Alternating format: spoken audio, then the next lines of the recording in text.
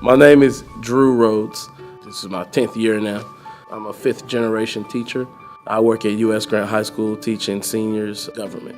And I like it because I'm getting them right before they get out to the real world. So I get to prepare them for that. When I was a kid and, my pops left me on the porch when said he was going to come pick me up and he didn't. For me, I know those kids are out there that are just like me that need someone there. And I've been helping them in the classroom, but now I want to help them on a bigger stage. I want to be able to help them from the administrative point. And then I want to be able to open opportunities for them to learn from me. And they can look at me and they say, you know what, if he did that, I can do that too. And so what I've done in my career is I've looked at strategies to get kids really involved, a lot of hands-on learning.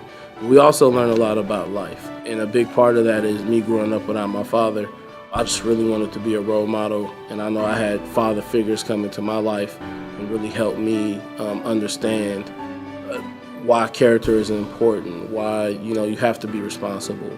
And for those kids that are out there like I was, the rules of the streets and what your future means when you are involved in street life and why education is more important than that. I want to give myself a bigger sphere of influence. I want to make sure that right now I'm teaching in the classroom, but I always need to stay hungry for how I can actually improve our education system. So now I'm teaching, I had 200 students this year, but what happens if I can influence 200 teachers? What happens if I can influence an entire district? And so what I want to do with my professional goals is I want to get to the point where I can be an assistant principal, kind of learn the administrative role, become a head principal, really learn the ins and out of the educational system from those roles. And then I want to strive to become a superintendent one day and a professor to be able to run my own teacher program. Both of my grandparents are getting pretty old. They're the ones that raised me. And I think it's amazing that they're able to see me be successful in this program because in my immediate family, I'll be, out of the 5 generations of teachers that we've had, I'll be one of the few that have actually been able to become a principal.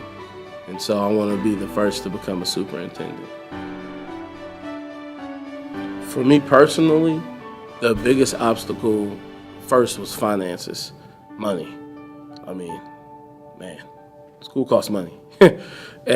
So that's always been kind of that thing in the back of my head where I was like, I want to go to school, but I don't have the money. And that kind of got to a place where I was content. And I just was kind of content with, okay, I'll finish my 10th year teaching. And if I'm honest with myself, I probably wouldn't have went back to get my master's for another 2 or 3 years.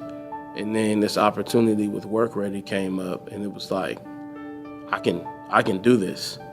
I can do this, I can make it. My kids have been able to see me be successful in this. My wife has been supporting me through this. It's amazing.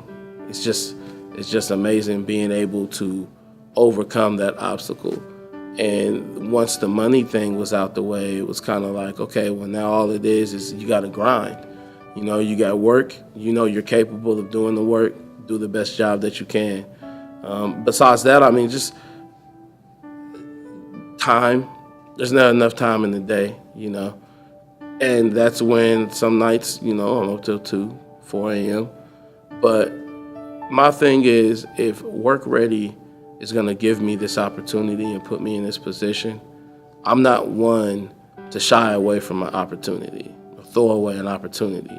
I just haven't been able to do that. My father figures taught me that. My grandfather taught me that.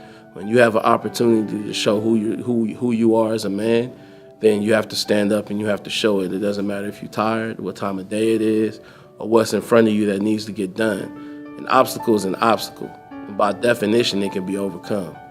And so you can't look at an obstacle as an obstacle. You have to look at it as something that's eventual.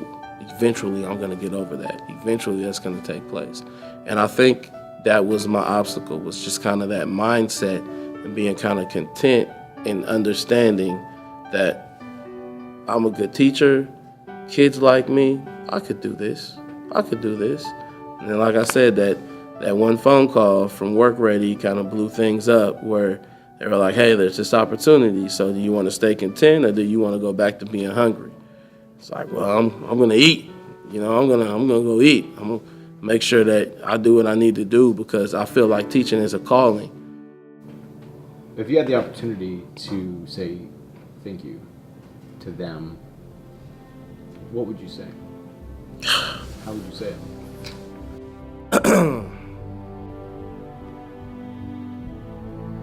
This is a miracle.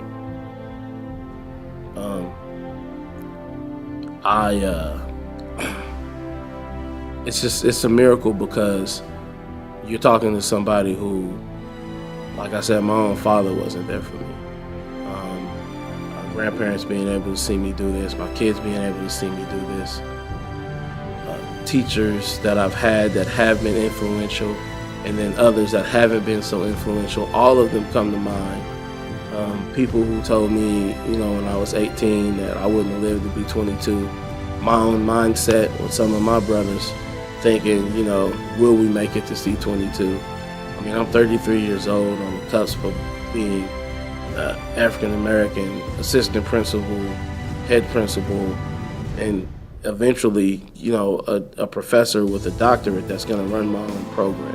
This is real. Like, I thought about this when I was 12 years old, and it's happening. So I think the biggest thank you, besides me just saying thank you, is going to be the work and the legacy that I want to leave behind. From the bottom of my heart, just my soul, this is work that doesn't just build a legacy, it builds equity. It's going to build equality. I'm all about social justice. I'm about these kids being able to make it here in the inner city. This is a step towards that. Everyone talks about the I Have a Dream speech and Martin Luther King Jr. Nobody talks about who are the people and the programs that put him in place to be able to do that. Work Ready is like one of those programs. It's like one of those programs that are doing work for all of these people that have the heart to make a difference, but they don't have the means. They gave us the means. For that, I'm going to try everything I can do to repay them through my work. And thank you from my soul, my heart, my family, all the above.